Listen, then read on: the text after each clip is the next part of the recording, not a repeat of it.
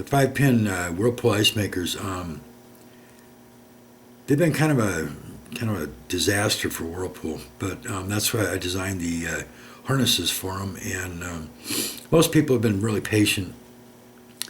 It's not a product that's in stock because it's never existed. I actually, there's two harnesses that I'm making. One is for their Whirlpool ice maker, the new one they're calling it. It's an old archaic design. It's a garbage ice maker as far as I'm concerned.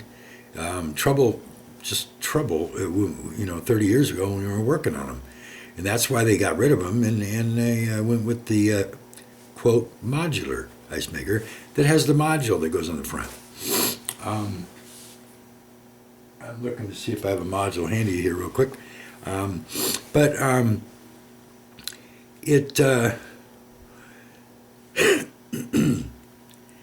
the refrigerators, they came out with a different 5-pin connector, and I don't know why they did this. It's probably the cost, or it's the easiest one they could get at the time, or whatever, but we've never really seen it. It's a small plug. It's a 5-pin connector. The harness only has 4 wires, so that's where people get confused too. One of the pins is just empty. There's no wire in it. It's no big deal. So I'm making their 2 harnesses. Their new ice maker, they're calling it the W11517113 ice maker. That's the part number. They were shipping them out with no harnesses. It's called a jumper harness. It's an extension cord, basically. The word jumper is like from terminal to terminal. So that's basically what it is. It's jumper harness. That's what they call it. And it's an extension cord because the harness that is wired right into the head of the ice maker on their new ice maker, it doesn't plug into it or anything like the modular does. Modular has a plug that plugs into the back of the head of the ice maker. The old styles always wired right into the head of the ice maker, and that's what their new one does. And it's only 3 inches long, but it's 12 inches to the back wall. So it's not going to reach the back wall. It's like, did you give these specs to the engineer when they designed this? Because, and it was like an afterthought. They had to come up with, oh no, we need a harness to go from that pigtail that's only 3 inches long that won't reach the back wall. We've got to put an extension cord there. So that's what the jumper harness is. It's just it's unbelievable, the lack of forethought. So they started shipping them out without the jumper harness, and now they were on factory back order like all year, and the people can't get them. Even if they did get one, they didn't have a jumper harness, so they still couldn't hook it up. So I'm making those, but that's not really the focus. What I did is I redesigned a harness that's never going to be available by anybody else, especially Whirlpool, that will work with your old modular ice maker. So you don't need to get rid of your old ice maker. They want you to get rid of your old ice maker if you buy a new freezer, and buy their new one, $100, $150. It's about $150 when it's all said and done. You don't need to do that, okay? Just more money in their pocket for a terrible design and an old, archaic, troublesome ice maker. So I suggest, my opinion is, stay away from it. That's why they got away from it years ago and went with the modular ice maker. And the modular ice maker is used by most brands of refrigerators. Basically, if you take the white cover off the front of the ice maker, it has a module that has 3 brass screws that hold it in. And you can just unplug the module from the front of the ice maker. And the harness plugs into the back of that head of that ice maker, and there's a socket there. I'm going to show that to you in a second. And the modular ice maker is most used by most brands, and so it's the most used ice maker out there. Now, I don't know what happened with Whirlpool, if they lost the patent, or what happened, because to go back to an old archaic design that doesn't even have a long enough harness on it, 3-inch pigtail, that they got to add another jumper harness to plug into the back wall? Are you kidding? Anyway, so that's the confusion and the problem.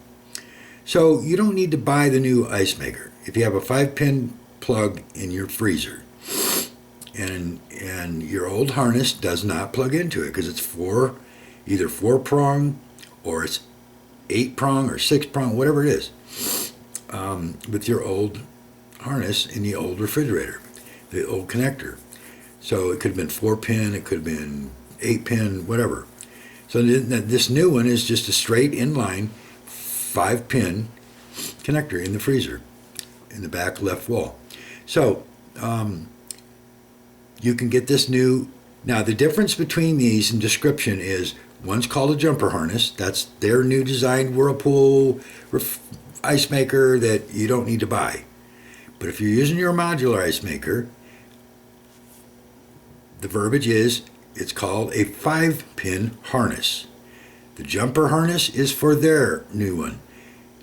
The 5-pin harness goes with the modular ice maker, your old ice maker, or if you buy another modular ice maker, okay, which you can do because they're out there. They're all over the place. In fact, I actually have not just the harnesses, two separate harnesses, but I also sell the kit with the ice maker, modular ice maker, and the harness. So you don't have to search for the ice maker. You don't have to figure it out. You just buy the modular ice maker and harness kit, and it will work with your 5-pin connector in your freezer. Okay? And it's a modular ice maker. So, with the 5-pin harness. So, it's as simple as that. The 5-pin harness is for the modular ice maker.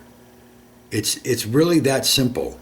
If you have the brand new ice maker that Whirlpool's making, the old archaic design, W11517113 is the part number.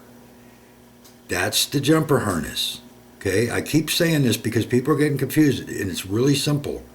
Jumper harness goes to their new ice maker, and it's not even really available. It's on back order. It's been back order for a year. If you're going to use your old ice maker and not throw it away, which you don't need to, unless it doesn't work, or get another ice maker, a modular ice maker, then you can use the 5-pin harness. And on the website, 5pinharness.com or 5pinicemaker.com, option 2 is the 5-pin harness. Okay, that's simple. Now, I'm going to show you the ice maker, the modular ice maker, and show you how it's going to work with it, so that you can figure it out. Okay, and know which is the modular and which is not. Okay, so here's the modular ice maker. Okay, this is one side of it. Okay, the front. That's what we're going to call the front. And then here's the back side. And if you look here, right here, there's a socket. Okay, that's where the new Whirlpool ice maker, the wires just go in there and you can't unplug it. This is the socket I'm talking about, the flat plug that plugs in here.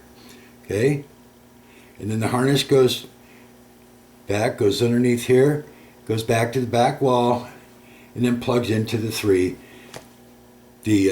connector. Okay, but that's the socket right there. So here's the part that you need to do. You need to take your old ice maker, and these are a little bit hard to pop off. You just get your fingernail under there. You can see the line there. Okay, 2 separate pieces. There's a front cover on here, so you just pop this off. Okay,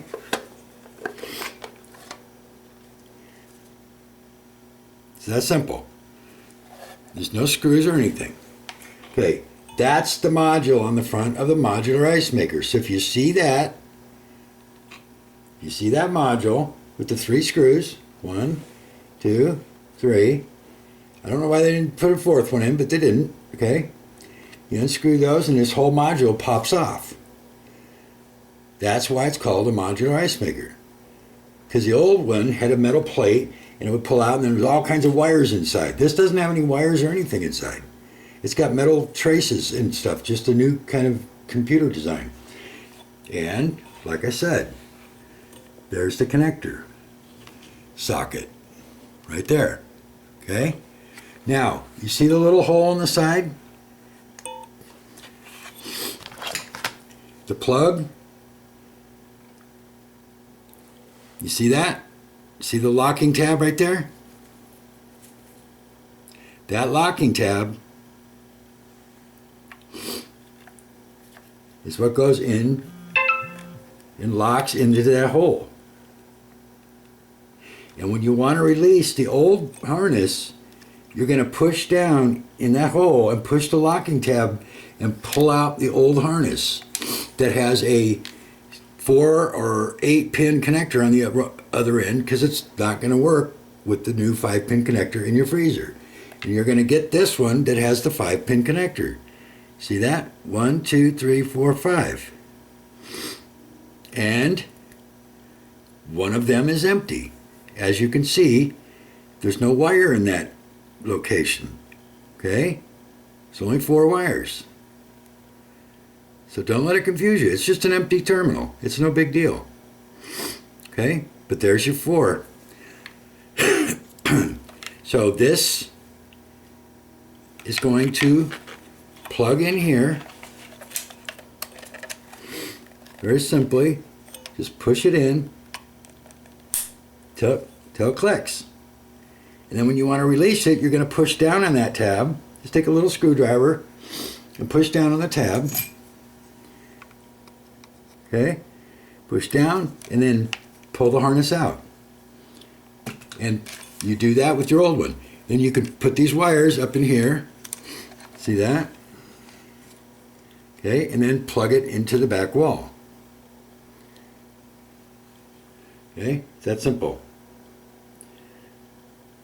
And then you're going to hang it. There's screws that are loose on the wall. So you're going to hang these hangers on the screws on the wall and then tighten the screws up. That's it. You have functional ice maker, and then put the cover back on. Really simple. Okay? Just like that. Now there's going to be a wire arm. The wire arm on this one's not on here right now. But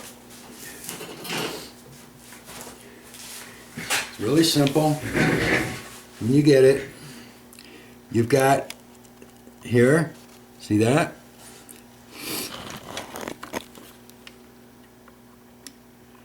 That's where the wire arm goes in. Okay?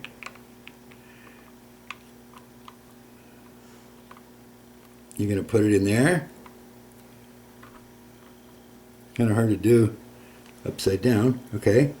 And then in the back, you're going to put this in here.